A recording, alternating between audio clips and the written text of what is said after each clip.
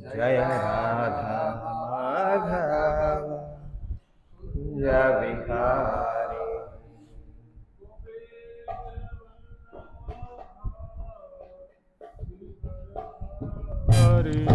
गोपी जन वल्लभ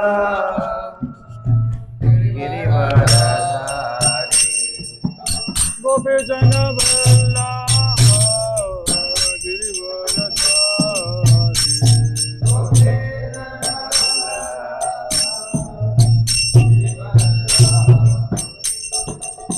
यशोदनन्दन व्रज जनरञ्जन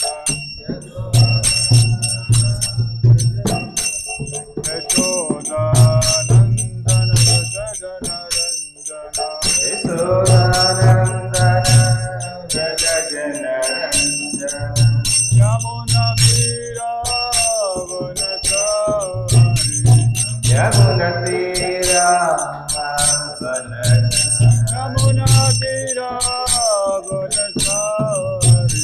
यमुनतीरावनचारि राधा माधव कुञ्ज विहारी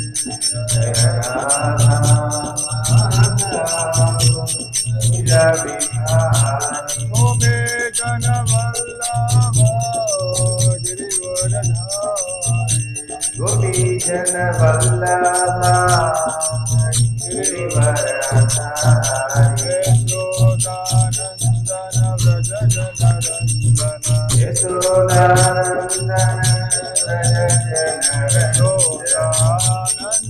जनरञ्जन यशोदानन्दन व्रज जनरञ्जन यशोदानन्दन व्रज जनरञ्जन यमुनतीरावनचारि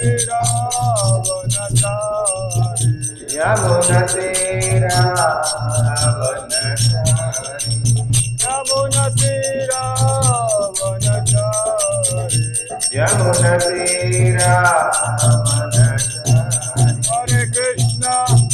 हरे कृष्णा कृष्णा कृष्णा हरे हरे हरे राम राम राम हरे हरे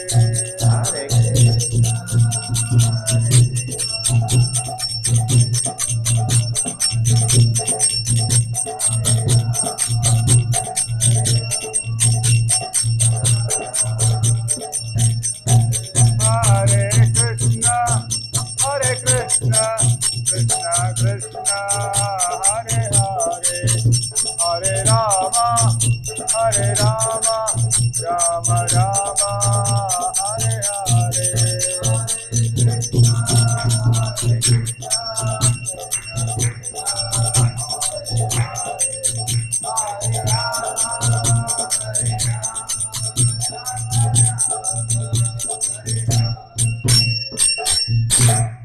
हरिनाम संकीर्तन की गंधराज श्रीमद् भागवतम की हरे कृष्ण।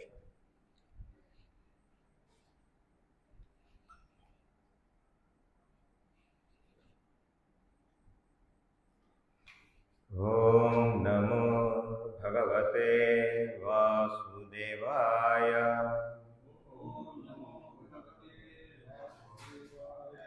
ओम नमो भगवते वासुदेवाय।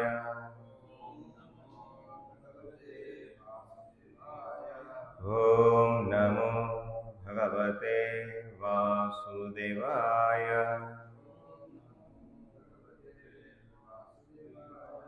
హరే కృష్ణ.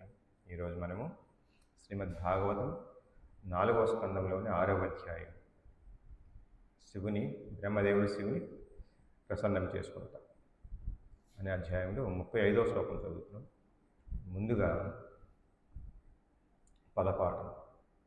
విద్యా తపః యోగపథం ఆస్థితం తం అధీశ్వరం చరంతం విశ్వసుహృదం వాత్సల్యాత్ లోకమంగళం.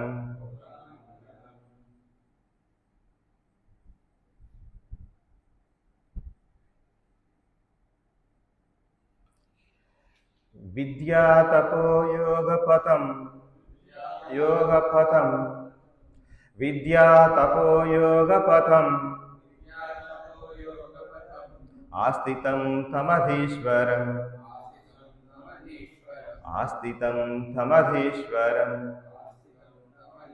చరంతం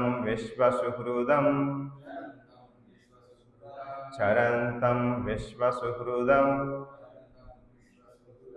వాత్సల్యాల్లోకమంగళం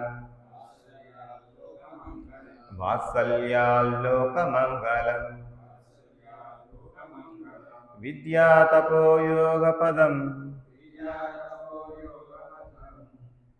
ఆస్థితం తమధీశ్వరం చరంతం విశ్వసుహృదం వాత్సల్యాల్లోకమంగళం విద్యా తపో యోగపదం ఆస్థితం తమధీశ్వరం చరంతం విశ్వసుహృదం వాత్సల్యాల్లోకమంగళం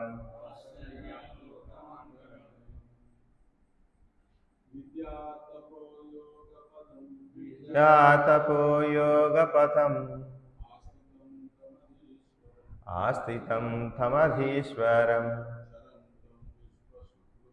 చరంతం విశ్వసుహృదం వాత్సల్యాల్లోకమంగళం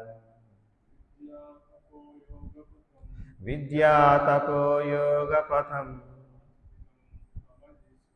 ఆస్థితం తమధీశ్వరం చరంతం విశ్వసుహృదం వాత్సల్యాల్లోకమంగళం విద్యా తపో యోగపథం ఆస్థితం తమధీశ్వరం చరంతం విశ్వసుహృదం వాత్సల్యాల్లోకమంగళం విద్యా తపో యోగపథం ఆస్థితం తమధీశ్వరం చరంతం విశ్వసుహృదం వాత్సల్యాల్లోకమంగళం. ఆన్లైన్లో ఎవరైనా చదువుతారండి? హరే కృష్ణ ప్రభుజీ. హరే కృష్ణ. విద్యా తపో యోగపథం ఆస్థితం తమధీశ్వరం చరంతం విశ్వసుహృదం వాత్సల్యాల్లోకమంగళం. హరే కృష్ణ ప్రభు. హరే కృష్ణ. విద్యా తపో యోగపథం మాస్థితం తమధీశ్వరం. అది ఆస్థితం అండి. పథం అనేసాం కదా, యోగ పథం తర్వాత ఆస్థితం. ఆస్థితం తమధీశ్వరం చరస్తం విశ్వసుహృదం చరంతం విశ్వసుహృదం వాత్సల్యాల్లోకమంగళం. హరే కృష్ణ. ప్రతి పదార్థం విద్య జ్ఞానము, తపస్సు, యోగపథము భక్తి మార్గము, ఆస్థితం నిలిచియున్నట్టి, తం అతనిని అనగా శివుని, అధీశ్వరం ఇంద్రియ నియామకుడు, చరంతం తపస్సు మొదలుగునవి నిర్వహించుచు, విశ్వసుహృదం సమస్త ప్రపంచమునకు మిత్రుడు, వాత్సల్యాత్ అనురాగం వలన, లోకమంగళం ఎల్లరకు మంగళకరుడు. అనువాదము మరియు భాష్యం ఇచ్చినది శిలాప్రభుపాదులకు జయము జయ. అనువాదం. శివుడు ఇంద్రియములకు, జ్ఞానమునకు, కామ్యకర్మలకు, యోగ పదములకు ప్రభువుగా పూర్ణత్వం నందు స్థితుడైనట్లు దేవతలు గాంచిరి. సమస్త ప్రపంచమునకు మిత్రుడైన అతడు ఎల్లరి ఎడగల వాత్సల్యం వలన పరమ మంగళకరుడై ఉన్నాడు. భాష్యం. శివుడు జ్ఞానపూర్ణుడు మరియు తపోనిష్ఠుడు, కర్మ యొక్క గుణములను నెరిగినవాడు, దేవదేవుడు శ్రీకృష్ణుని భక్తి యోగ పదమున నిలిచినవాడుగా తెలియబడు. భక్తి యోగ నిర్వహణకు సంబంధించిన విధి విధాన జ్ఞానమునందు పూర్ణత్వమును బడయనిదే ఎవరును దేవదేవుని సేవింపజాల. శివుడు ఇచ్చట అధీశ్వరునిగా వర్ణింపబడినాడు. ఈశ్వరుడు అనగా నియామకుడని భావం. అధీశ్వర అను పదమునకు విశేషముగా ఇంద్రియ నియామకుడు అని అర్థము. కల్మషభరితములకు మన ఇంద్రియములు సాధారణముగా ఇంద్రియ భోగ కర్మల వైపునకే మృగ్గుయుండు. కానీ మనుషుడు జ్ఞానవంతుడును తపో సంపన్నుడును అయినప్పుడు అతని ఇంద్రియములు పవిత్రమై దేవదేవుని భక్తియుత సేవ యందు నెలకొనగలవు. అటువంటి పూర్ణత్వమునకు శివుడు చిహ్నమై ఉన్నాడు. కనుకనే శాస్త్రమునందు వైష్ణవానాం యథాశంభు అని తెలుపబడింది. అనగా శివుడు పరమ వైష్ణవుడని భావం. తన కర్మల ద్వారా అతడు 24 గంటలు ఏ విధముగా భక్తి యోగును నెలకొనవచ్చునో బద్ధజీవులందరకు బోధ కావించును. కనుకనే ఇచ్చట అతడు లోకమంగళకరుడుగా వర్ణింపబడినాడు. హరే కృష్ణ. నమో విష్ణుపాదాయ కృష్ణ ప్రేష్టాయ భూతలే శ్రీమతి భక్తి వికాస స్వామినితి నామిని. నమో విష్ణుపాదాయ కృష్ణ ప్రేష్టాయ భూతలే శ్రీమతి భక్తి వేదాంత స్వామినితి నామిని. నమస్తే సారస్వతే దేవే గౌరవాణి ప్రచారిణి నిర్విశేష శూన్యవాది పాశ్చాత్య దేశతారిణి. జయ శ్రీకృష్ణ చైతన్య ప్రభు నిత్యానంద శ్రీ అద్వైత గదాధర శ్రీవాసాది గౌర భక్త వృంద. హరే కృష్ణ కృష్ణ కృష్ణ హరే హరే, హరే రామ రామ రామ హరే హరే. హరే కృష్ణ. మనము మొత్తంగా దక్ష యజ్ఞ విధ్వంసం గురించి చదివాము. ఇంతకుముందు 3-4 చాప్టర్లు అదే చదివాము. దక్షుడు ఏ విధంగా అహంభావానికి గురైనాడు, ఏ విధంగా శివుని యొక్క ఉన్నతమైన స్థితిని గ్రహించలేకపోయాడు. ఎందుకంటే భౌతిక ఆసక్తుల మీద ఎక్కువగా ఆసక్తి కలిగినవాడు, భౌతిక విషయాల మీద ఆసక్తి కలిగినవాడు. కాబట్టి ధనము, అధికారము, దర్పం వల్ల అతను శివుని యొక్క గొప్ప స్థితిని చూడలేక అతన్ని దూషించడం, లేకపోతే అతన్ని దుర్భాషలాడాడు.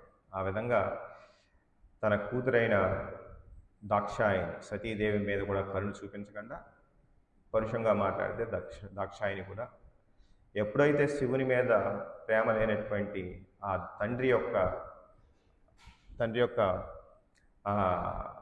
ద్వారా లభించినటువంటి ఆ శరీరాన్ని కూడా తను సహించలేకపోయి దేహత్యాగం చేస్తుంది. అప్పుడు ఆ యొక్క సంఘటన వల్ల కోపంతో వీరభద్రుడు ఏం చేస్తాడు, వీరభద్రుడు మొత్తం అంతా దక్షయజ్ఞాన్ని ధ్వంసం చేస్తాడు. అప్పుడు అందరికి కూడా దెబ్బలు తగులుతాయి. ఈ దేవతలందరూ కూడా ఆ దెబ్బలు తగిలినప్పుడు బ్రహ్మదేవుని ఆశ్రయిస్తారు. బ్రహ్మదేవుడు ఏం చేస్తారు, శివుడి దగ్గరికి వెళ్ళి శివుని ప్రసన్నం చేసుకోవాలి. ఇంచేతంటే మీరు అందరూ చేసింది గొప్ప అపరాధం, శివునిపై చాలా అపరాధం చేశారు, కాబట్టి ఆయన దయతోనే మీరు మళ్ళీ రక్షింపగలగాలి అని చెప్పేసి బ్రహ్మదేవుడు వీరందరినీ దేవతలందరినీ కూడా పట్టుకుని వెళ్తుంటారు. అప్పుడు చూసాం మనం శివుని యొక్క ప్రత్యేకించి ఈ యొక్క అధ్యాయం ఏంటి, శివుని ప్రసన్నం చేసుకుంటూ అలా చేసుకుంటూ దేవతలు వెళ్తూ ఉండగా మధ్యలో చూసినటువంటి సుందరమైన వృందావనాలు, ఉద్యానవనాలు చూశారు. అలాగే సెలయేరు చూశారు, సరస్సులు చూశారు. ఆ విధంగా పక్షుల కిలకలా రావాలన్నీ చూస్తూ వెళ్తుండగా ఒక పెద్ద వృక్షం చూశారు, వటవృక్షం. అది చాలా విశాలమైంది. 800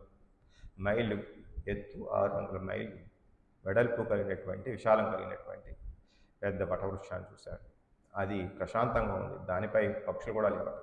పక్షులు లేకుండా ఇంచేదంటే శివుని యొక్క ధ్యానానికి ఏమాత్రం ఆటంకపరచకూడదని చెప్పేసి పక్షుల కిలకలా రావాలి కూడా లేవన్నారు. అక్కడ ఎవరున్నారు, శివుడు ఆసీనుడై ఉన్నారు. ఎవరితో ఉన్నారు, ఎవరెవరు ఉన్నారు అక్కడ? సనత్ కుమారుడు ఉన్నారు. సనత్ కుమార్ కుబేరుడు ప్రత్యేకించి సేవ చేస్తూ ఉన్నారు. కుబేరుడు ఎవరు? యక్షులకు రాజు, యక్షులకు కోశాధికారి, యక్షుల కంటే దేవతలకు కోశాధికారి. ఆయనకి కూడా చాలా ఐశ్వర్యం ఉంది, అధికారం ఉంది. అయినప్పటికీ ఆయన దర్పంతో అహంభావంతో లేడు. ఆయన శివుని యొక్క ఉన్నత స్థితిని గ్రహించి ఆయన సేవిస్తున్నాడు. ఆ విధంగా ఆయన మంచి పరమ వైష్ణవుడు కూడా అయ్యాడు. ప్రత్యేకించి ఈరోజు శ్లోకంలో ఏం చెప్పబడింది,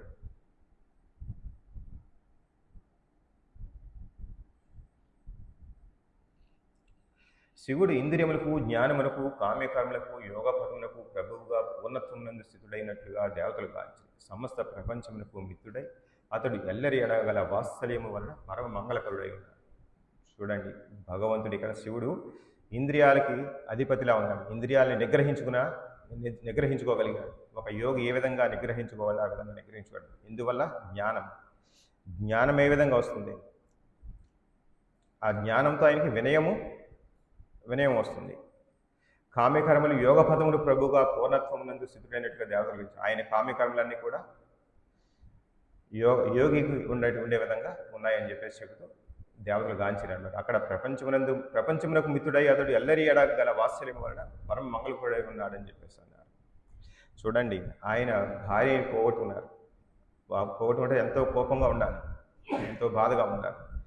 కానీ ఆయన సాధారణ మనిషిలా అలా కాకుండా ఒక యోగిలాగా కష్ట సుఖాలు వచ్చినా, లేకపోతే అవమానాలు వచ్చినా, అవమానాలు వచ్చినా అతను స్థితప్రజుడై ధీరమైన మనసుతో ఉన్నాడని చెప్పేసి మనకు అర్థమవుతుంది ఇక్కడ. ఈ విధంగా అయినప్పటికీ ఇదంతా ఎందువల్ల? ప్రజల మీద ఉన్నటువంటి వాత్సల్యం వల్ల. ఈ యొక్క పుత్రులు మొత్తం అందరూ కూడా, ఈ జనులందరూ కూడా పుత్రులతో సమానమై వాళ్ళందరితో వాత్సల్యంతో ప్రేమ కురిపిస్తారు ఆయన. ఇది కూడా ఎక్కడికి వచ్చింది? మన కృష్ణ భగవానుడి యొక్క అదొక రకమైన గుణం ఈ శివుడికి కూడా వచ్చింది. ఏ విధంగా భక్తులు కూడా భగవంతుని యొక్క గుణాలు భక్తులు కూడా పొందుతారు. ఆ విధంగా శివుడు కూడా ఆ యొక్క పరమ గుణాన్ని పొందారు.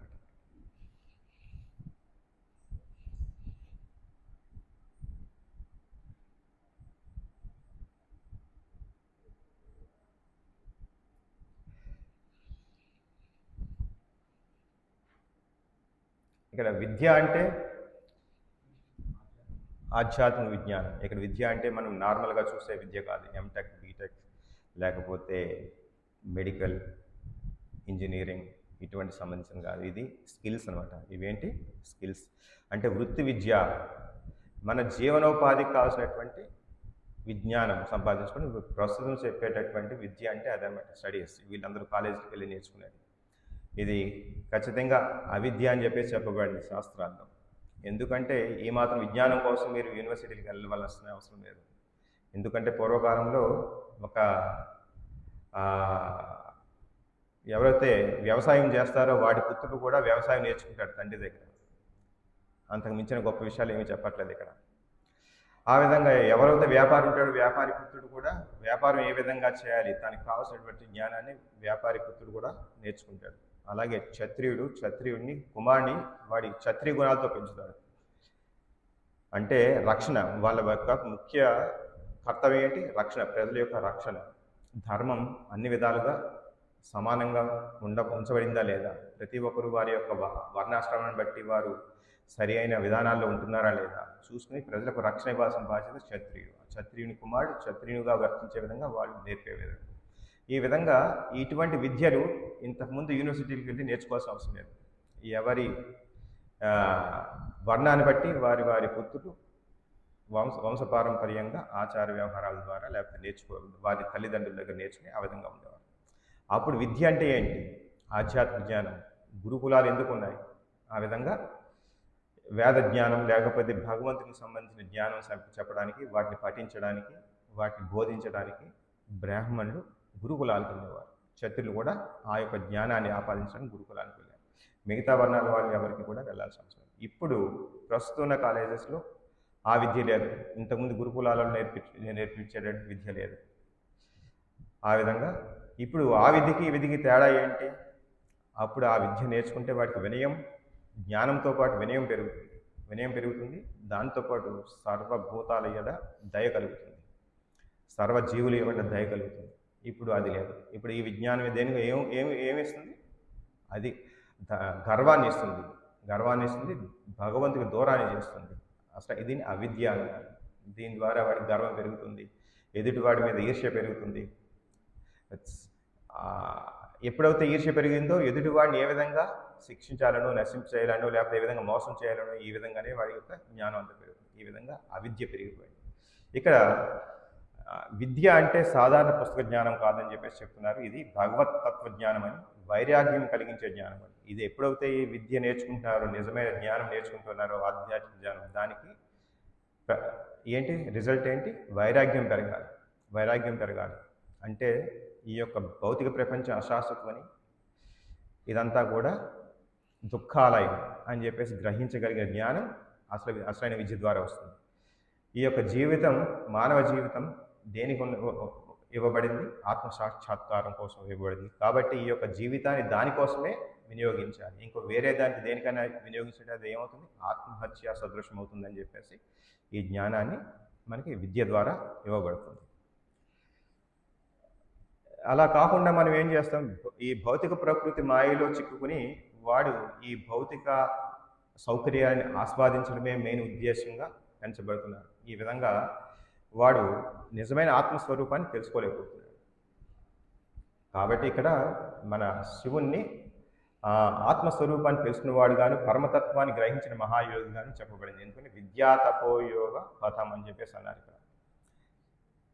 ఆ విధంగా విద్య గురించి బాగా తెలియబడింది.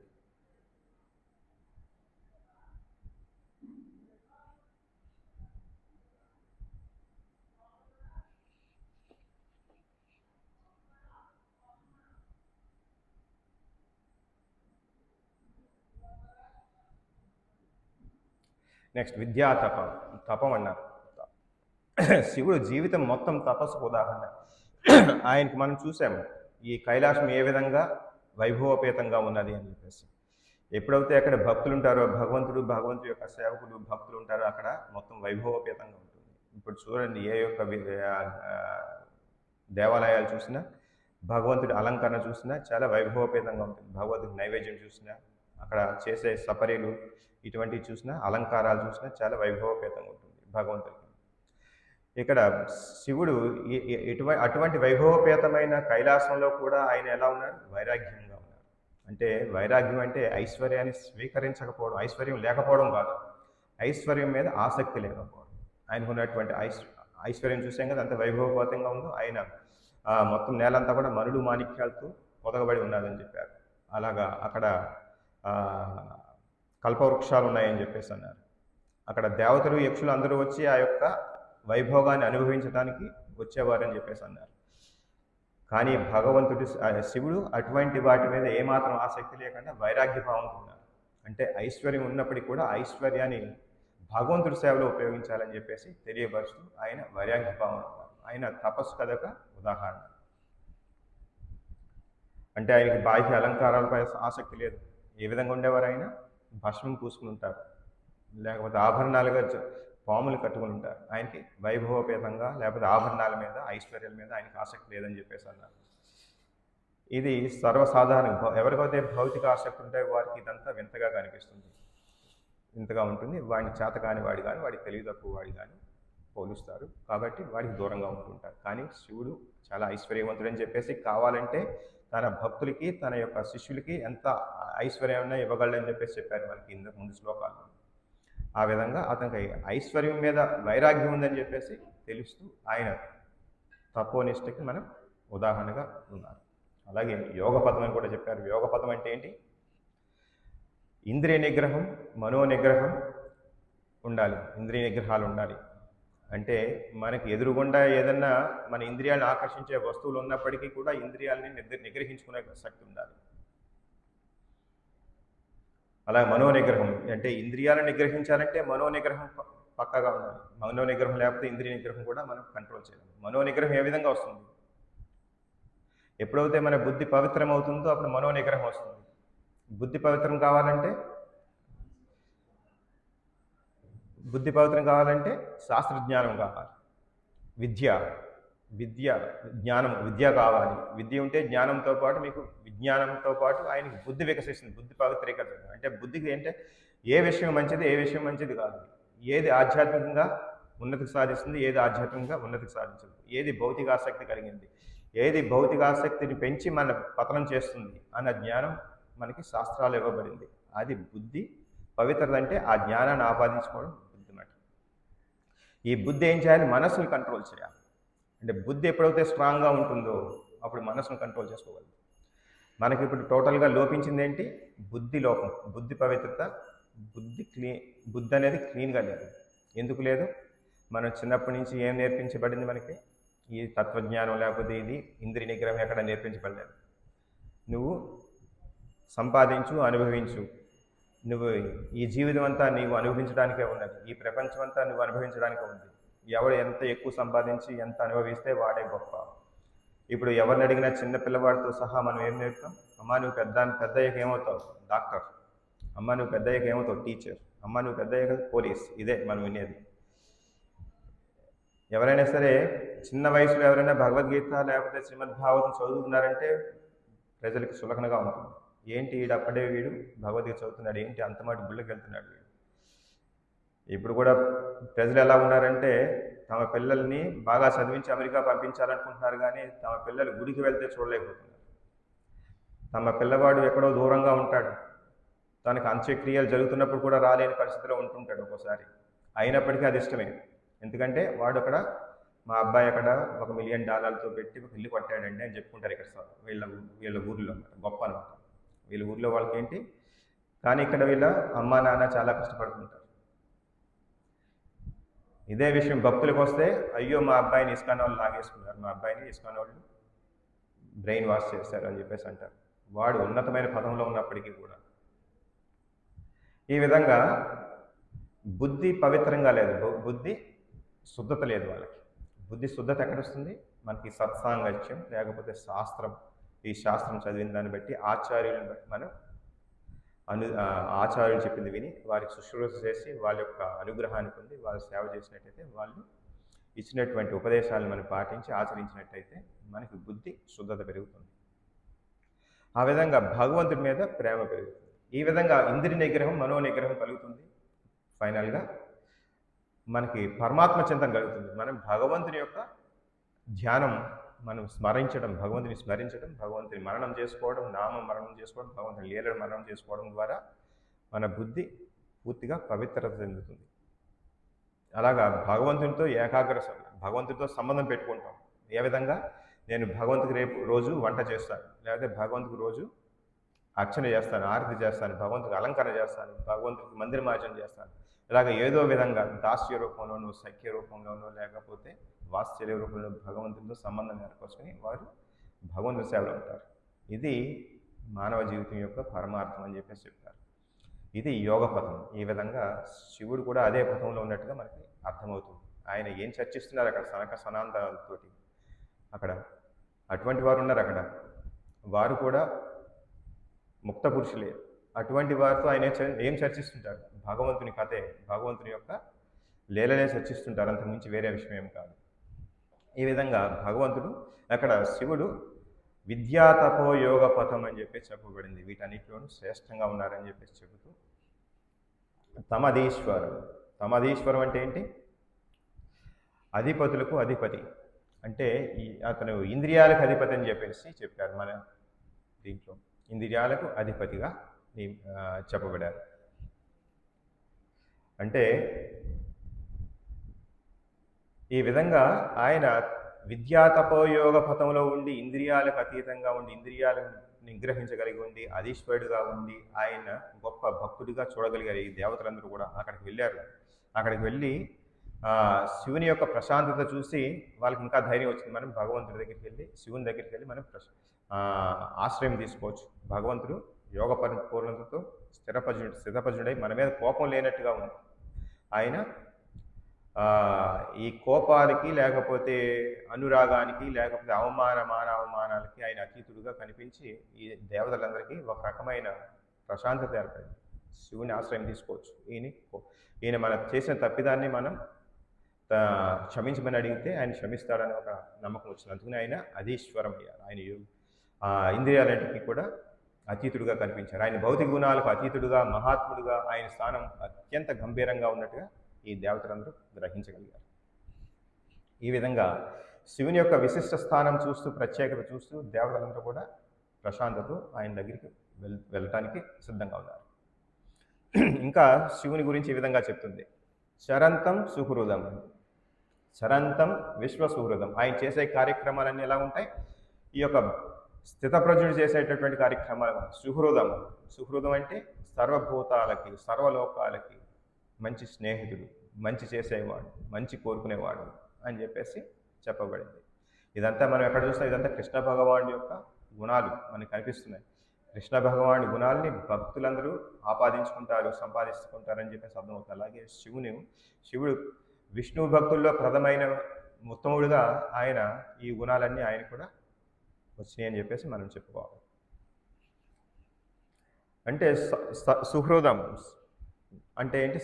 సర్వలోక సుహృదమా, విశ్వ సుహృదం అంటారు. విశ్వ సుహృదం అంటే అందరికీ మేలు కోరేవాడు, ఎవరికీ శత్రువు కానివాడు, దుర్గతిలో ఉన్న వారికి కరుణ చూపేవాడు, పతితులను కూడా రక్షించడానికి సిద్ధంగా ఉండేవాడు. మనం చూస్తే భగవంతుడు అసలు శివుడు ఎప్పుడు కూడా ఎవరికి హాని తలపెట్టాలని అనుకునే ఆలోచన ఉన్నట్టుగా కనిపించడు. ఎప్పుడు కూడా మనకి ఎటువంటి ఇన్సిడెంట్స్ ఏమైనా ఉన్నాయా? ఎవరికైనా హాని తలపెట్టినట్టుగా కోరుకోడు. అలాగే ఎవరికి శత్రువు కాడు. చూడండి, హీనమైన పరిస్థితిలో ఉన్నటువంటి భూతాలకి అంటే రాక్షసులకి, భూతాలకి, లేకపోతే తమో గుణంలో ఉన్నటువంటి జీవులకు అందరికీ కూడా ఆయన పరమ ఆశ్రయం ఆయన. అలాగే ఆయన వారందరికీ కరుణ చూపిస్తాడు. దుర్గతిలో ఉన్న వారందరికీ కూడా కరుణ చూపిస్తాడు. ఎంతో హీనమైన పరిస్థితిలో ఉన్న వారందరికీ కూడా ఆయన ఆశ్రయం ఇచ్చాడు. ఆ విధంగా సర్వభూత సహృదం అని చెప్పేసి చెప్పుకోవడానికి ఆయన మంచి ఉదాహరణగా ఉన్నారని చెప్పేసి మనకు అర్థమవుతుంది. అంటే వీరు భావిస్తున్నారు ఇక్కడ దేవతలు మనం చాలా అపరాధం చేశాము, అపరాధం చేస్తే మనకు శివుడు మనల్ని రక్షిస్తాడా, మనల్ని కరుణిస్తాడా అన్న ఒక సందేహ భావం ఉండొచ్చు కదా. ఆ సందేహ భావం లేకుండా ఆయన పరిస్థితి ఎలా ఉంది, మంచి ప్రశాంతతో ఉన్నారు కాబట్టి, ఈయన సర్వభూతాలకి సుహృదం కాబట్టి, ఈయన ఎంత హీన పరిస్థితిలో ఉన్న వారిని కూడా రక్షిస్తారు కాబట్టి మనం ఆయన ఆశ్రయం తీసుకోవచ్చు అని ఒక రకమైన ఆశ్వాసం ఏర్పడుతుంది. అంటే ఆయన భూత ప్రేత పిశాచాలతో కూడిన వాడిగా కనిపిస్తాడు. అంటే హీనమైన పరిస్థితిలో ఉన్న వారిని కూడా రక్షించడానికి సిద్ధంగా ఉంటాడు. సమాజం తృణీకరించే వారిని కూడా ఆయన చేరదీస్తారు. సమాజం మనం ఎవరైనా భూతాలతో తిరగాలనుకుంటామా, లేకపోతే శ్మశానంలో ఉండాలనుకుంటామా, లేకపోతే జంతువులు ఎప్పుడైతే హీనకరమైన జంతువులు కానీ వీటితో ఉండాలనుకోము. కానీ అటువంటి వాటిని మనం అందరినీ తృణీకరించాం, కానీ అటువంటి వాటిని కూడా చేరదీస్తారు. అంటే ఈయన విశ్వ సుహృదానికి ఒక ప్రతీకగా కనిపిస్తుంది అవన్నీ కూడా. మనకి ఇదే క్వాలిటీ మన కృష్ణ కాన్షియస్లో కనిపిస్తుంది. అంటే శివుడు కూడా విష్ణు భక్తుడు, కృష్ణ భక్తుడుగా ఏ విధంగా మొత్తం అందరినీ హీనమైన పరిస్థితుల్లో ఉన్న వారిని కూడా ఏ విధంగా దగ్గర చేస్తున్నారు, అలాగే మన కృష్ణ కాన్షియస్ మన ఆచార్యులు చైతన్య మహాప్రభు బోధనలు ఏమున్నాయి? ఈ హరే కృష్ణ మంత్ర ఉచ్చారణకి, హరే కృష్ణ చైతన్యం తీసుకోవడానికి ఎవరికి ఎటువంటి మినిమం అర్హత కూడా లేదని చెప్పేసి ప్రతి ఒక్కడు ఎంత హీనమైన వాడైనా సరే, ఎంత పాప అయినా సరే దీన్ని గ్రహించవచ్చు. దానికి నియమనిష్టలు కూడా లేవు. అందరూ కూడా హరే కృష్ణ కృష్ణ కృష్ణ హరే హరే, హరే రామ రామ రామ హరే హరే అనే మంత్రాన్ని జపించవచ్చు. మీరు చండాలురని, లేకపోతే హీన జన్మ తీసుకున్నామని, లేకపోతే మేము పాపమని ఏమీ దీనికి అనర్హత కాదు, ఎవరు కూడా అనర్హత కాదు. అందుకనే కదా మనం చూడగలిగాం.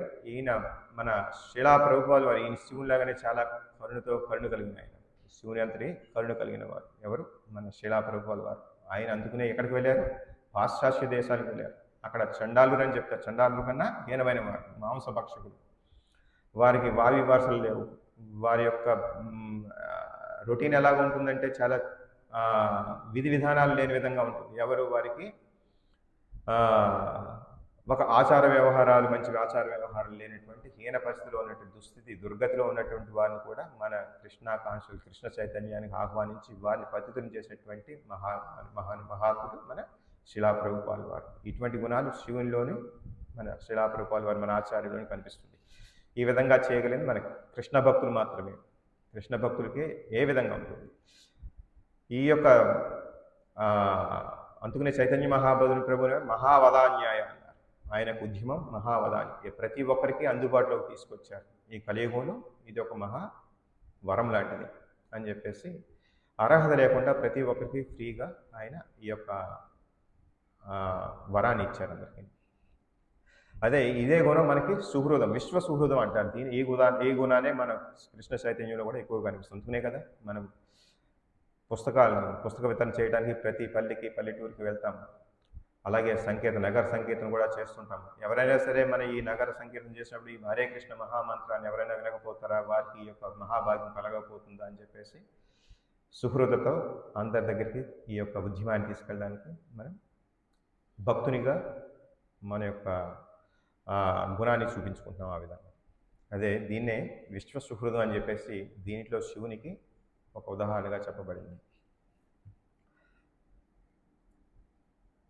అంటే ఇక్కడ విశ్వసుహృదం అంటే ఏంటంటే ఎవరైతే శివుణ్ణి పూజిస్తున్నారో, ఎవరైతే శివుణ్ణి ప్రేమిస్తున్నారో వారికే కాకుండా ఎవరికైనా సరే ఆయన సుహృత్ అని చెప్పి చెప్పాడు. విశ్వసుహృత్ అంటే సుహృదం అంటే మనకి నాకు ఇష్టమున్న వాళ్ళకే మనం హరినామ సంకీర్తన చేయొచ్చు అన్నది లేదు కదా. ప్రతి ఒక్కరికి, మనల్ని ద్వేషించే వారికి కూడా, మన వేరే మతస్థులు కూడా, దీంతో మత భేదం లేకుండా క్రిస్టియన్స్, మహమ్మడన్స్ ఎవరైనా సరే భగవంతుడి నామం ఉచ్చరించడానికి మనకి ఏ అభ్యంతరం లేదు. వారు భగవంతుడి నామం ఉచ్చరించవచ్చు. హరే కృష్ణ కృష్ణ కృష్ణ హరే హరే, హరే రామ రామ రామ హరే హరే. దీన్నే విశ్వసుహృదం అన్నారు. జగత్తు మంచివాడా కాదా, నాకు కావాల్సిన వాడా కాదా, నేనంటే ఇష్టపడేవాడా కాదా, సంబంధం లేదు. ఏ మతస్థుడైనా, ఏ జాతి వాడైనా వారికి ఈ యొక్క ఔదార్యాన్ని చూపిస్తూ, ఈ యొక్క భగవంతుడి యొక్క ఆత్మజ్ఞానాన్ని చూపిస్తూ దగ్గరికి చేర్చుకోవడమే విశ్వసుహృదం. అది శివునిలో చాలా ఎక్కువగా ఉంది, మన కృష్ణ చైతన్య భక్తులకు ఉన్నట్టుగా అని చెప్పి చెప్తున్నారు. అలాగా వాత్సల్యాలోక మంగళం, శివుని కరుణ వల్లే లోకక్షేమం. ఎవరైతే అటువంటి సుహృదయంతో ఉన్నారో అటువంటి శ్రేయస్సు, అటువంటి వారు ప్రజలందరికీ, మొత్తం ప్రపంచానంతకి శ్రేయస్సు కలిగించేవారు, అన్ని లోకాలకి శ్రేయస్సు కలిగి చేయగలిగేవారు. వాళ్ళని ఏమంటాం? లోకమంగళం. వాత్సల్యాలోకము, వాత్సల్యంతో, పుత్రభావం లేకపోతే పుత్రభావంతో, లేకపోతే వీరందరూ హీనులు, వీరికి జ్ఞానం లేదు, వీరిని మనం ఆదుకోవాలి అన్న భావంతో, వీరిని మనం దగ్గర చేర్చుకోవాలి అన్న భావంతో అందరికీ కూడా మంగళకరం చేయడానికి విశ్వసుహృదం వాత్సల్యంతో లోకమంగళం, సర్వలోకాలకు మంగళం చేకూరుస్తారు ఆయన. అంటే ఇది ఎటువంటిది? తండ్రి తల్లి ప్రేమ లాంటిది. చూడండి, పిల్లవాడు ఎంత నీచమైన పని చేసినా సరే వాడిని మనం రక్షించడానికి చూస్తాం. రక్షణ ఇవ్వాలి. పిల్లవాడికి పోషణ చేస్తూ రక్షణ కల్పిస్తాం. తర్వాత ఏం చేస్తాం? వాడికి నేర్పిస్తాం, జ్ఞాన బోధ చేస్తాం, నేర్పిస్తాం.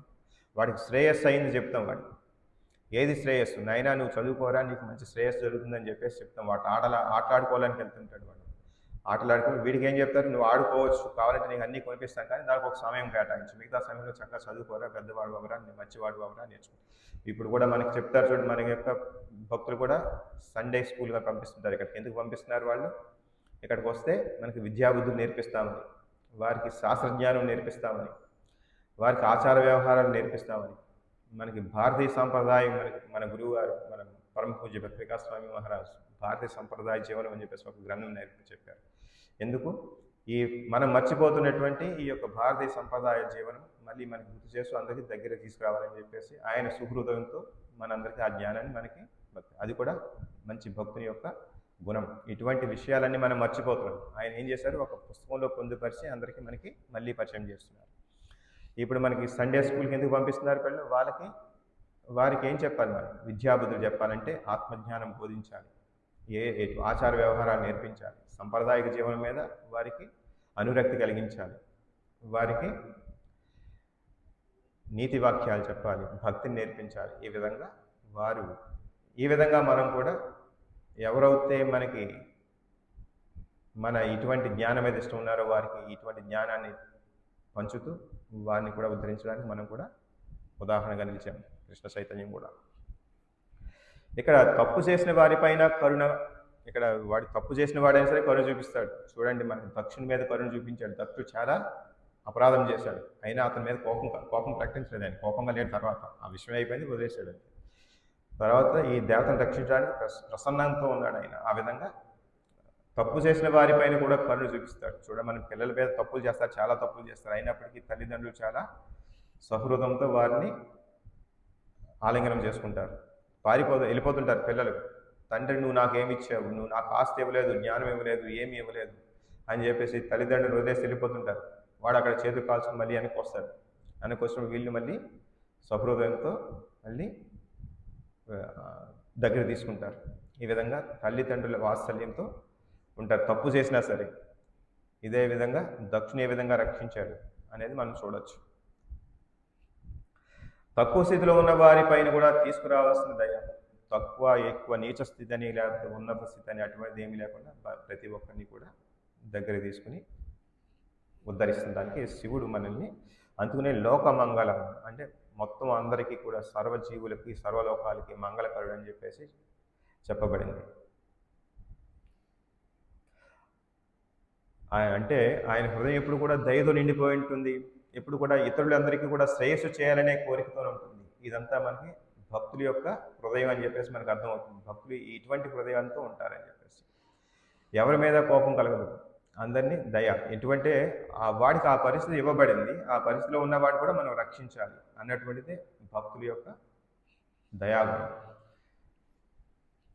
వీళ్ళు ఎప్పుడు కూడా స్వార్థం చూసుకోవాలి. స్వార్థం తర్వాతే, స్వార్థం పోతేనే కానీ దయ రాదు. ఇప్పుడు స్వార్థం ఎంత స్వార్థంతో ఉంటే అంత దయ లేనివాడిగా ఉంటాం. స్వార్థం కాకుండా దయ కలగాలి. దయ కలగాలి, స్వార్థం తక్కువగా ఉండాలి, స్వార్థం ఉండకూడదు.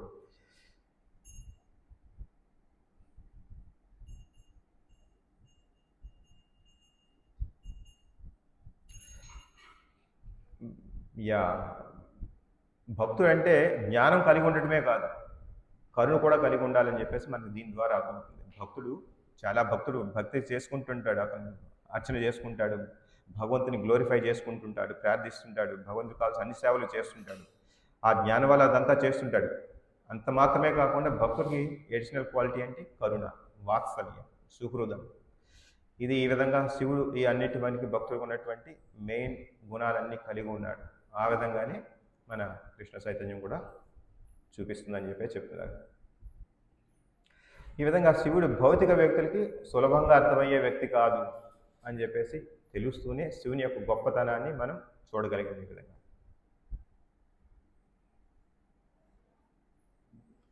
ఈ విధంగా ఈ శ్లోకంలో శివుని ఏ విధంగా కీర్తించబడ్డాడు. శివుడు ఆధ్యాత్మిక జ్ఞానం కలిగిన వాడుగాను, తపోయోగనిష్ట కలిగిన వాడుగాను, లోకహితం కోరుకునే మంచి సుహృదయం కలిగిన వాడుగాను, విశ్వమంతా కూడా స్నేహితుడుగా, విశ్వానికి స్నేహం కలిగిన వాడుగా, వాత్సల్యంతో ఈయన లోకమంగళకరుడుగా శివుణ్ణి కీర్తించాడు. ఇదంతా కూడా ఒక భక్తుడిగా, విష్ణు భక్తుడిగా ఉండాల్సినటువంటి సర్వగుణాలు ఆయనకు ఉన్నాయని చెప్పేసి చూస్తూ, వైష్ణవానాం యథా శంభు, వైష్ణవులో శంభు, శివుడు చాలా ఉత్తమమైన వాడు అని చెప్పేసి చెప్తూ కీర్తించబడ్డారు. ఇక్కడ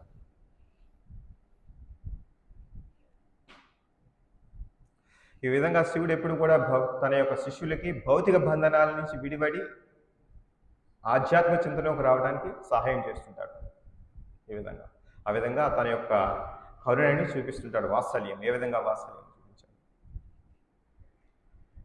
కావాలనుకుంటే శిక్షణ కూడా ఇస్తారు, కఠినంగా శిక్షిస్తాడు. ముందర రక్షణ కల్పించాలి, రక్షణ కల్పించాక ఆయనకి శిక్షణ ఇవ్వాలి, జ్ఞానం ఇవ్వాలి, జ్ఞానం ఇచ్చాక ఏం చేయాలి, శ్రేయస్సును కలిగించాలి. ఈ విధంగా అంటే సుహృదం అంటే ఏ విధంగా వస్తుంది, ఫస్ట్ రక్షించాలి, తర్వాత ఆయనకు కావాల్సిన జ్ఞానం ప్రసాదించాలి, జ్ఞానంతో పాటు శ్రేయస్సు, ఇది నీకు శ్రేయస్సు అనే జ్ఞానం కల్పించి, రక్షణ కల్పించి నేర్పించడం కూడా ఉంటుంది. ఈ విధంగా శివుడు అన్ని విధాలుగా చూడండి చాలా సహనంతో ఓపిక పట్టాడు, సహనంగా ఉన్నాడు. దక్షుడు ఎంత అపరాధం చేసినా సహనం వహించాడు, తిరిగి ఏమి మాట అనలేదు, అక్కడి నుంచి వెళ్ళిపోయాడు. అప్పుడైనా కోపం తగ్గుద్దేమో, దక్షుడు కొద్దిగా చల్లబడతాడేమో అని, అయినా సరే చల్లబడలేదు. తర్వాత కూతురు వెళ్తే కూతురితో కూడా అంత కోపంగానే ప్రదర్శించాడు. ఈ విధంగా చూస్తే దక్షుడు ఖచ్చితంగా మారేవాడు కాదు అని చెప్పేసి శిక్ష ఇచ్చాడనమాట. ఇంత ఓపికగా, సహనంగా, ఓపికగా చూసి తర్వాత అతన్ని శిక్షించాడు.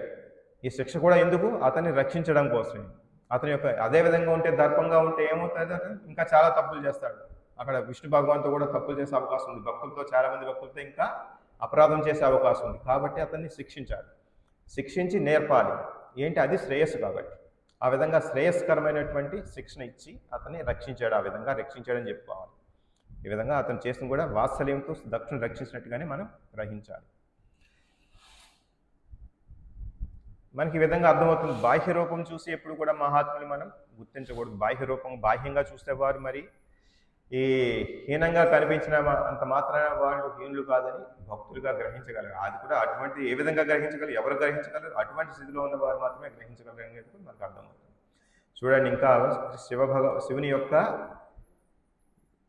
వాత్సల్యం, లోక కళ్యాణం గురించి ఆయన ఇంకా ఏమైనా ఇటువంటి సంఘటనలు ఏమైనా కనిపిస్తున్నాయా మనకి? ఏమైనా చెప్పగలరా? లోక కళ్యాణం గురించి శివుని యొక్క ఉదారత ఏ విధంగా ఇప్పుడు ఎక్కడ కనిపించిందో ఏదైనా ఉదాహరణ చెప్పగలరా? సముద్ర మంథనం టైంలో, క్షీరసాగ మథనం సమయంలో ఆయన విషం వస్తుంది చూడండి, హలాహలం. ఎప్పుడైతే దేవతలు లేకపోతే రాక్షసులు సముద్రాన్ని మంథనం చేస్తున్నప్పుడు సముద్రం చిలికితారు, చిలికినప్పుడు దాంట్లో నుంచి మొట్టమొదటిగా వచ్చింది అంటే హలాహలం అంటే విషం, చాలా ప్రమాదకరమైంది. ఆయన్నే తన యొక్క స్వార్థం చూసుకునేవాడైతే ఈ విషయం తాగితే నేను నశిస్తానని తెలుసు, అక్కడ స్వార్థం లేదు కాబట్టి అక్కడ దయ కలిగింది. దయతో ఈ విషయాన్నంతా పానం చేసి కంఠంలో నిలిపేశారు ఆయన. కంఠంలో నిలిపేసి విశ్వాన్నంతా కూడా రక్షించారు. దీన్ని విశ్వసుహృదం అనొచ్చా? మొత్తం జగత్తుని రక్షించినట్టే కదా. కాబట్టి ఈ విధంగా తన స్వార్థం చూసుకోకుండా జగత్తు కోసం, శ్రేయస్సు కోసం మంచిని చేస్తూ ముందుకు వచ్చేవాళ్ళు భక్తులు. ఈ విధంగా ఆయన ఈ మొత్తం విషయాన్నంతా పని నీలకంఠుడిగా పేరు పొందారు. గరళుడు అంటారు, గరళడ. ఓకే, ఆ విధంగా ఆయన. అలాగే ఇంకా మనం చూసినట్టయితే గంగా నదిని, భగీరథుడు గంగా నదిని, గంగాదేవి ఉన్నత లోకాల నుంచి మన భూలోకానికి తీసుకొచ్చేటప్పుడు కూడా ఆ గంగాదేవి యొక్క ప్రవాహం తట్టుకోవడానికి భూదేవి సామర్థ్యం లేక ఉండదు. అదంతా అతలాకుతలమైపోద్ది, జంతుజాలం అంతా పాడైపోద్ది, నశించిపోద్ది. ఆ సమయంలో ఈ జంతుజాలం సుహృదం విశ్వానికి శ్రేయస్సు చేయదలిసి ఆయన ఏం చేశారు, ఆ యొక్క గంగాదేవి ప్రవాహాన్ని తన జటాజూటంలో బంధించి మనకి ఏ విధంగా అవసరమో ఆ విధంగా గంగాదేవిని విడుదల చేస్తుంటారు. ఆ విధంగా ఆయన యొక్క విశ్వసుహృదాన్ని ఆయన ఒక ఉదాహరణగా చాలా సంఘటనలు ఉన్నాయి. అలాగే మనం చూసినట్టయితే చూడండి, అర్జునుడికి ఆయన పాశుపతాస్త్రం ఇస్తారు. ఏ విధంగా ఇస్తారు పాశుపతాస్త్రం? అర్జునుడికి ఒక విధంగా ఒక బోయేవాడిగా వచ్చి అతనితో యుద్ధం చేస్తారు. యుద్ధం చేసి ఆయనకి అన్నీ నేర్పించి ఆయన యొక్క యుద్ధ కళను మెచ్చుకుని ఆయనకి పాశుపతాస్త్రం ఇస్తారు.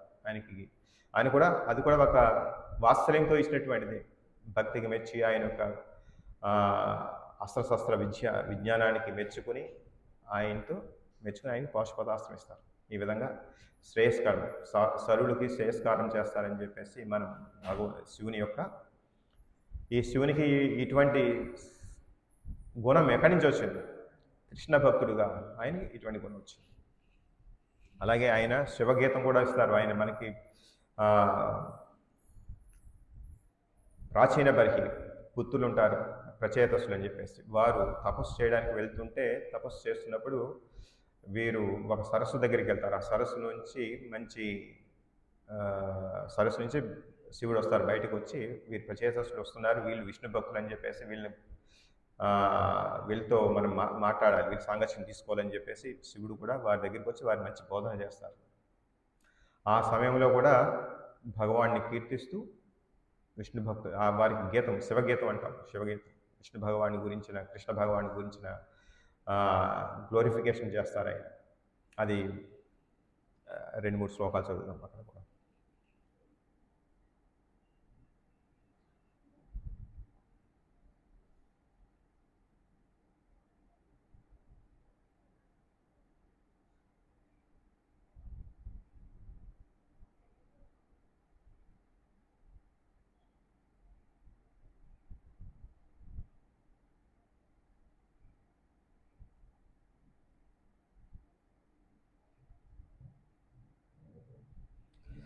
ఇది శివగీతం.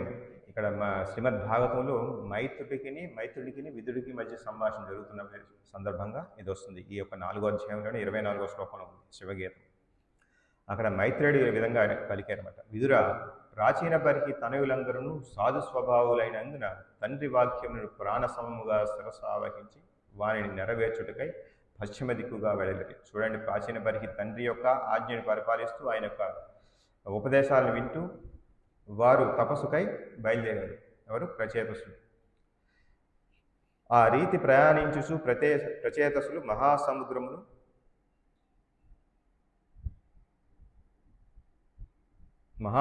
పోలిని ఒక గొప్ప సరోవరమును చూసుట తటస్థించారు. ఆ సరోవర జలములు మిగుల ప్రశాంతముగా నుండి మహాత్ముని మనస్సు వలె ఉండేది. దాని అందరి జలచరములు అట్టి సరోవరమును ఆశ్రయించి ఉన్నందున సుఖశాంతులతో ఉన్నట్లుగా గోచరించాయి. చూడండి, ఎక్కడైతే మహాత్ములు ఉంటారో అక్కడ ప్రశాంతత ఉంటుంది, అక్కడున్న జలచరాలు, జంతువులు ఆనందంగా ఉంటాయి.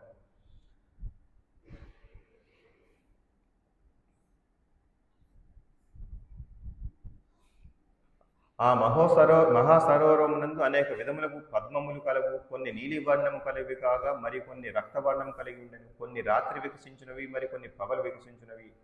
ఈ ఇందీవరముల వంటి ఇంకొన్ని సంధ్యాసమయములు వికసించున్నవై ఉండెను. ఈ పద్మములన్నింటితోనూ సరోవరము పూర్తిగా నిండి అట్టి పుష్పములకు ఆకరము వలె గోచరించెను. అందువలన దాని తీరమున హంసలు, సారసములు, చక్రవాకములు, కారండవములు, సుందరము ఇతర జలపక్షులు నిలిచిండాయి. ఎక్కడైతే మహాత్ములు ఉంటారో అక్కడ జలచరాలు ఎందుకు పెరుగుతాయి? ఈ సాధు పురుషులతో మనకి ఎటువంటి ప్రాణహాని లేదు, వీరి వలన మనకి ఎటువంటి ఇబ్బంది కలగదు. కాబట్టి అక్కడే జంతువులు, ఈ జంతువుల పక్షులు ఇవన్నీ కూడా చక్కగా ఇబ్బంది లేకుండా తిరగలుగుతాయి అన్నమాట, ప్రశాంత మనసుతోటి. ఇటువంటి వాతావరణం కలిగి ఉన్నది అక్కడ ఆ సరోవరం.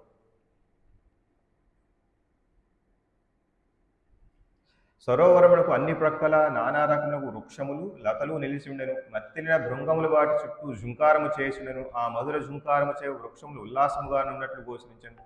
పద్మపరాగము గాలిలోనికి వెదజల్లబడుచుండచే పద్మపరాగము గాలిలోనికి వెదజల్లబడుచుండెను. ఇవన్నీను ఎంతటి చక్కని వాతావరణము కలుగు చేసినవనగా అచ్చట ఒక మహోత్సవం జరుగుతున్నట్టుగా కనపడింది. ఇదంతా దేనికి వీలుగా కనిపిస్తుంది? మహా ఉత్సవం జరుగుతుందేమో అన్నట్టుగా కనిపిస్తున్నట్టు, అంటే ఆహ్లాదకరంగా ఉంది. ఇప్పుడు కూడా ప్రశాంతతగా ఉంది. చూడండి, మనం కైలాసం వర్ణన చూస్తే అది వర్ణన ఇది వర్ణన ఒకలాగానే ఉంది. ఇక్కడ శివుడు నివసిస్తున్నాడు, అక్కడ కూడా శివుడు ఇప్పుడు ప్రత్యక్షం అవుతాడు అక్కడ కూడా.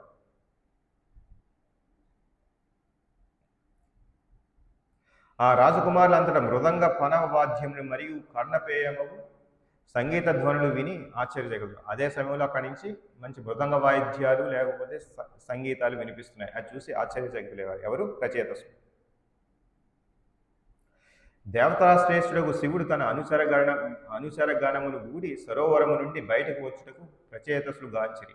అక్కడి నుంచి ఆ సరోవరం నుంచి వస్తున్నారు. ఆయన సరోవరం నుండి బయటకు వస్తున్నారు. కరీన బంగారు దేహకాంతి కలిగిన వాడు, నీలకంఠుడు అయిన అతడు భక్తుల ఎడ కృపాదృష్టి చూపడి త్రినేత్రములు కలిగి ఉన్నాడు. అతడు భక్తుల ఎడ కృపాదృష్టి చూపడానికి త్రినేత్రాలు కలిగి ఉన్నాడు. పెక్కులు గంధర్వులు స్తుతి కావించుచు అతని వెంట వస్తుంది. పరమశివుని గాంచినంతనే ప్రచేతసులు పరమాశ్చర్యమున వందనములు చేసిన వారై అతని పాదపద్మములు చెంత మ్రోకలేరు. ఎప్పుడైతే శివుని చూశారో వీరు ఆయన్ని సాష్టాంగపడ్డారు. శివుడు ధర్మపరులను సాధువర్తనులను రక్షించువాడు కనుక ప్రచేతసులు ఎడ మిగుల ప్రసన్నుడయ్యాను. రాకుమారుల ఎడ మిక్కిలి మొదమంది అతడు ఇట్లు పలుకుసాగాను. అంటే శివుడు కూడా సాధువర్తనులకు ధర్మపరులకు ఆయన రక్షించేవాడు. హీనమైన వాడిని, దుర్గతి చెందిన వాడినే కాకుండా సాధు పురుషుల్ని, మహామునుల్ని, యోగేశ్వరు అతను కూడా రక్షిస్తుంటారు కదా. ఆ విధంగా ఈ రాకుమారుని చూసి మంచి ఆనందంతో ఇట్లు పలుకసాగారట. పరమశివుడు పలికను, ప్రాచీన బలిహిస్తుతులైన మీ అందరకు శుభమోగాక. మీరేమి చేయనున్నారో కూడా నేను ఎరుగుదును కనుకనే మీపై అనుగ్రహం చూపుటకై మీకు దర్శనం ఇవ్వసాగింది. చూడండి, ఎప్పుడైతే ఈ విధంగా మహాత్ములు కనిపించారో వారు దర్శన భాగ్యం ఇస్తారు. దర్శన భాగ్యం ఇచ్చిన వారిని శుభమవుగాక, మీకు మంచి జరుగుతుందని చెప్పారు. మీరు ఏం చేస్తున్నారో కూడా నాకు తెలుసు అని చెప్పేసి అన్నారు.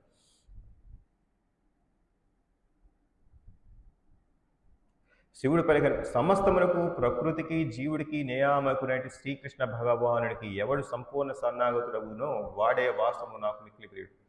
శివుడికి ఎవరంటే మిక్కిలి ప్రియము? ఎవరైతే కృష్ణ దేవాదిదేవుని కృష్ణ భగవానుడికి శరణాగతి పొందుతారో అటువంటి వారంటే శివునికి మిక్కిలి ప్రియం అని చెప్పేసి ఈ విధంగా చెప్పారు. చూడండి, శ్లోకం కూడా చూద్దాం.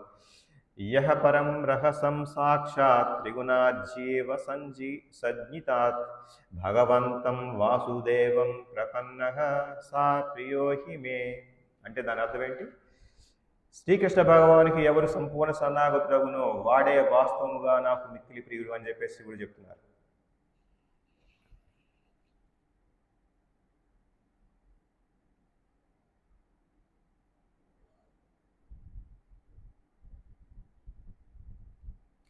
వంద జన్మలు స్వధర్మ పాలనము చక్కగా కావించినప్పుడు బ్రహ్మ పదవి పొందుటకు అర్హుడము. ఎవరైతే 100 జన్మలు స్వధర్మ పాలన చేస్తూ ధర్మయుతంగా ఉంటాడో వాడికి బ్రహ్మ పదవి దక్కే అవకాశం ఉంది. అట్టివాడు మరింత యోగుడనేసి నన్ను చేరగలడు. అటువంటి బ్రహ్మ పదవికి అర్హుడైన వాడు మరింత యోగుడైతే నన్ను చేరగలడు అని చెప్పేసి ఎవడంటారు? శివుడు అంటున్నారు. ఇక అనన్య భక్తితో సాక్షాత్తుగా శ్రీకృష్ణునే అనగా విష్ణువుని శరణు వచ్చిన వాడు శీఘ్రమే ఆధ్యాత్మిక లోకములకు చేరండి. నేను మరింత ఇతర దేవతలు ఈ భౌతిక జగత్తుకు లయించిన పిమ్మటయే ఆ లోకం పొందారు. చూడండి, శివుడు కానీ మిగతా దేవతలు కానీ ఏ విధంగా చెప్తారట, ఈ లయించిన తర్వాత మాత్రమే వాళ్ళు పిమ్మటయే ఆ లోకానికి పొందుతారు. కానీ శివుని కృష్ణ భక్తులు ఎప్పుడు పొందుతారు? శీఘ్రమే ఆధ్యాత్మిక లోకం పొందుతారు. అంటే కృష్ణ భగవాన్ని ఎవరైతే భక్తితో పూజిస్తారో, కృష్ణ భగవాన్ని ఎవరైతే ఆశ్రయం తీసుకుంటారో వారు శీఘ్రమే ఆధ్యాత్మిక లోకానికి చేరగలవచ్చు. భగవంతుడు కూడా చెప్తారు, ఎవరైతే నన్ను దేవతలు పూజిస్తారో దేవతాలోకాలకు వేస్తారు, పితృలకు పూజిస్తారు, పితృలోకానికి వెళ్తారు. అలాగే ఎవరైతే నన్ను పూజిస్తారో నన్ను చేరతారని చెప్పేసి అన్నారు. ఎవరైతే ఇక్కడ శివుడు కూడా ఏం చెప్తున్నారు, ఎవరైతే శ్రీకృష్ణ భగవాన్ని పూజిస్తారో వారు ఆధ్యాత్మిక లోకానికి శీఘ్రమే వెళ్తారు.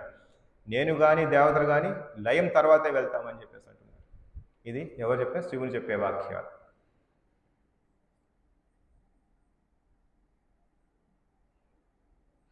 మీరందరూ పరమ భాగవతులు కనుక దేవదేవులతో సమానముగా మీరు గౌరవనీయులని నేను ఎరుగుదను. భాగవతులు కూడా నన్ను గౌరవించరని నేను వారికి మిగుల ప్రియుడనని నేను ఎరిగి ఉండను. ఆ విధముగా వారికి నాతో సమానముగా ప్రియమైన వాడు వేరొకడు లేడు. చూడండి, ఈ విధంగా భాగవతులు అంటే నాకు ప్రియం, నేనన్నా భాగవతులందరికీ ప్రియమే. కాబట్టి ఆ విధంగా వారికి నాతో సమానముగా ప్రియమైన వాడు వేరొకడు లేడు. కాబట్టి వైష్ణవానాం యథాశంభు, వైష్ణవులో ప్రథముడుగా శివుణ్ణి మనం గ్రహిస్తాం. ఈ విధంగా శివుడు కూడా శివగీతం ఈ విధంగా చెప్పారు. ఈ విధంగా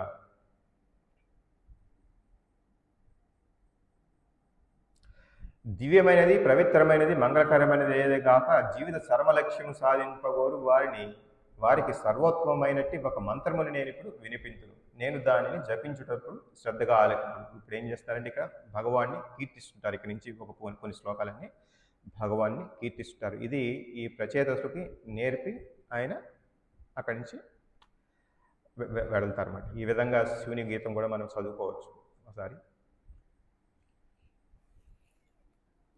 ఆ విధంగా శివుని ఈ శ్లోకంలో మహాభాగవతుగా కీర్తింపబడ్డారు. ఆయన విశ్వసుహృద్గాను సర్వలోక మంగళకరుడుగాను కీర్తింపబడ్డారు. అలాగే ఇంద్రియ నిగ్రహుడు,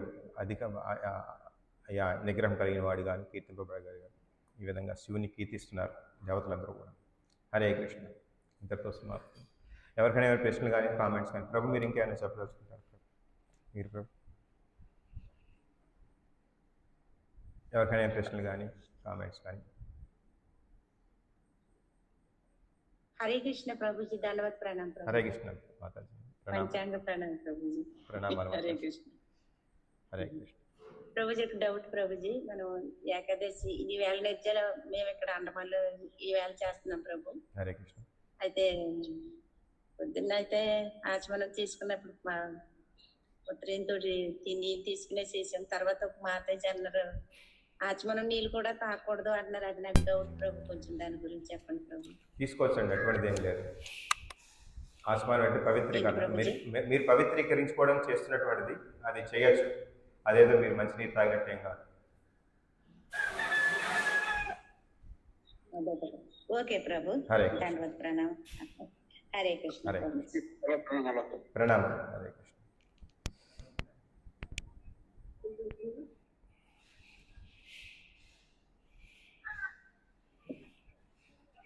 వాంఛాకల్పతరుభ్యశ్చ కృపా సింధుభ్యేవ చ పతితానాం పావనేభ్యో వైష్ణవేభ్యో నమో నమః. హరే కృష్ణ.